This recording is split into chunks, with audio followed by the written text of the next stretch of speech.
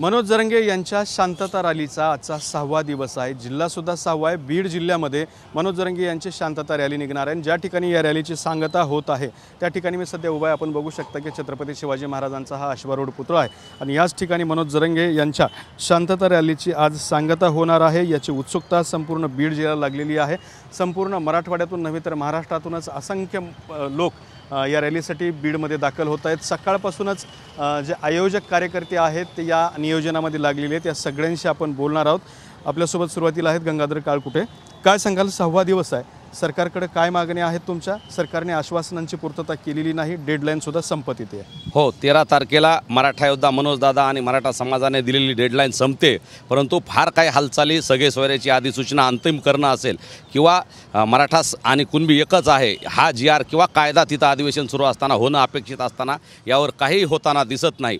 त्यामुळे मनोज दादांच्या आजच्या या सभेतून 13 तारखेनंतर काय केलं पाहिजे यासाठीचं महाराष्ट्राला संपूर्ण 6 कोटी मराठा समाजाला एक दिशा मिळणार आहे। त्या दृष्टीनं आज आम्ही मराठा समाज त्यांच्या या आजच्या भाषणाकडे लक्ष ठेवून आहोत आणि दादा येणाऱ्या काळात ज्या पद्धतीनं आदेश देतील त्या पद्धतीनं मराठा समाज पुढे जाणार आहे। ओएसिस फर्टिलिटीच्या तज्ञांनी IVF उपचार पद्धतीद्वारे 1 लाखांहून अधिक जोडप्यांना मातृत्व प्राप्तीचा आनंद दिला आहे।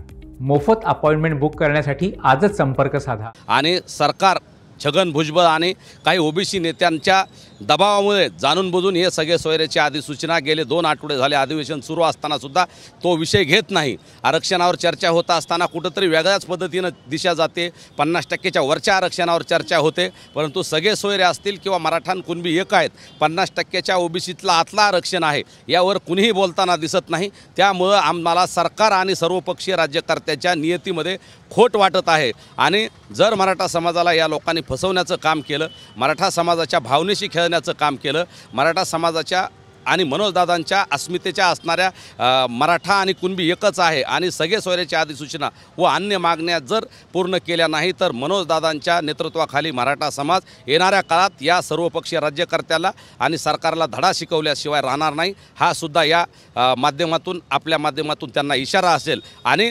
लवकरात लवकर 2 दिवसात त्यांनी तात्काळ निर्णय घ्यावा, नसता येणाऱ्या काळात गंभीर परिणामाला सामोरं जाण्याची तयारी ठेवावी, हा सुद्धा आमच्याकडनं त्यांना इशारा आहे। महत्त्वाचा इशारा दिला जातोय। अजून समन्वयक आहेत आपल्याबरोबर।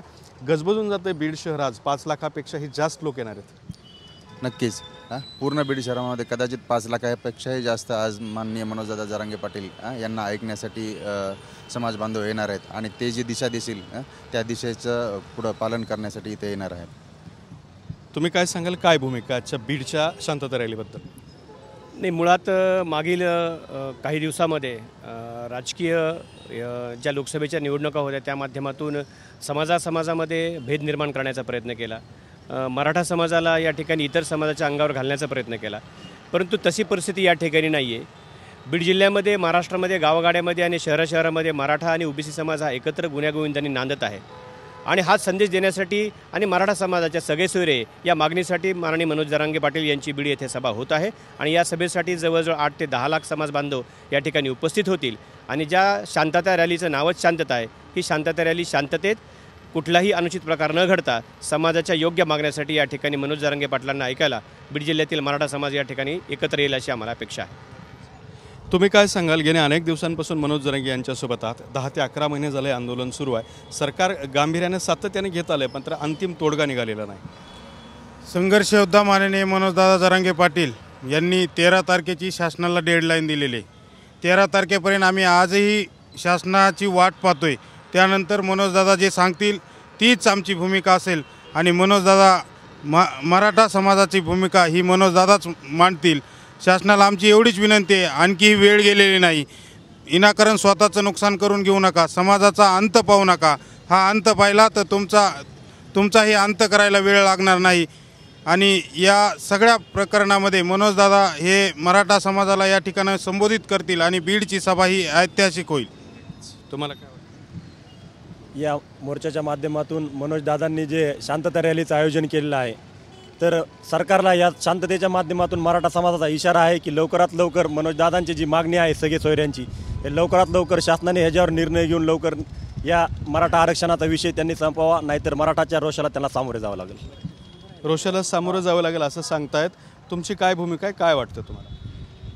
या ठिकाणी मागच्या 10 महिन्यापासून सातत्याने मनोजदादा जरांगे पाटील यांच्या माध्यमातून त्या ठिकाणी आंदोलन सुरू आहे, परंतु सरकार वेळखाऊपणाचा प्रकार या ठिकाणी करत आहे. प्रत्येक वेळेस वेळ मागून घ्यायची आणि त्या ठिकाणी कुठलाही ठोस निर्णय न केल्यामुळे त्या ठिकाणी समाजाच्या भावना तीव्र आहेत. आज देखील या रॅलीच्या माध्यमातून आपल्याला दिसतील की समाजाच्या वेदना किती तीव्र आहेत आणि किती मोठ्या प्रमाणात समाज या ठिकाणी येणार आहे. जवळपास 8 ते 10 लाखापेक्षा जास्त लोक या ठिकाणी सामील होतील. याच्यावरनं सरकारने तो निर्णय समाजाच्या भावना लक्षात येऊ शकतात. तुमची काय भूमिका आहे? आज खरंच मराठा योद्धा मनोज जरांगे पाटलांना एवढा त्रास असताना सुद्धा फक्त समाजाचे जे त्रास आहे, समाजाला जो त्रास आहे तो बंद करण्यासाठी, तो संपविण्यासाठी शासनासोबत एकटा माणूस लढतो. त्यामुळे शासनाने थोडी तरी लास्ट व्हावा आणि मराठा योद्धा मनोज जरांगे पाटलांचा हा होणारा त्रास, हा त्यांना जे मानसिक त्रास होतो तो बंद होण्यासाठी शासनाने 13 तारखेच्या आतमध्ये आरक्षणाचा निर्णय जाहीर करावा.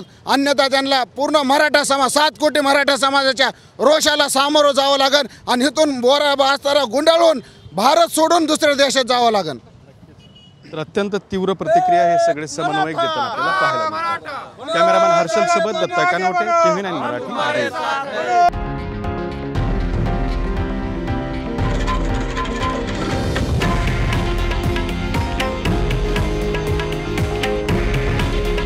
हे आहे देशातील नंबर 1 न्यूज नेटवर्क आणि आपण पाहत आहात TV9 मराठी. काळजी तुमची, हित महाराष्ट्राचं.